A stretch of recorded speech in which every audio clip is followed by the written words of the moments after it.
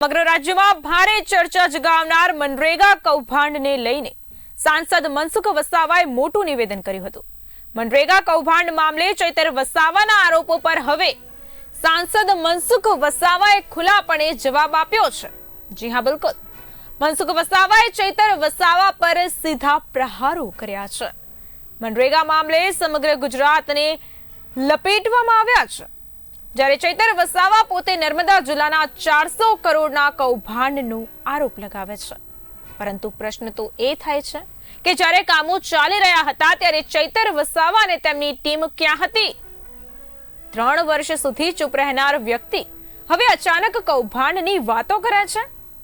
જ્યાં સેટિંગ શક્ય હોય ત્યાં ચૈતર વસાવા સેટિંગ કરે છે અને પછી વિધાનસભા અને સંકુલમાં મુદ્દાઓ ઉછાળે છે, સરકારને બદનામ કરવાનો પ્રયાસ કરે છે। તેમણે કહ્યું હતું કે મનરેગા હેઠળ ઘણી જગ્યાએ ગુણવત્તા વિહીન કામો થયા છે।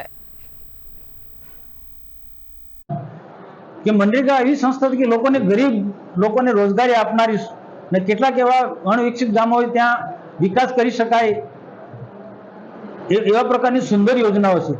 તો એવી યોજનાનો પણ પૂરેપૂરો અમલ થવો જોઈએ, ત્યાં પણ પારદર્શક વહીવટ જળવાવો જોઈએ એ રીતના વાત કરી છે। ક્યાંક ક્યાંક કેટલીક કામો થયા છે, કેટલીક જગ્યાએ ક્યાંક ગુણવત્તા નથી જળવાઈ, ક્યાંક આપણા પર માસલા ધોવાય છે, આપણા પણ કંઈક છાંટા ઉડે છે, એવી જગ્યાએ પણ આપણે કાળજી રાખવી પડે અને આપણા વિસ્તારની અંદર આવી ઘટના ન ઘટવી જોઈએ।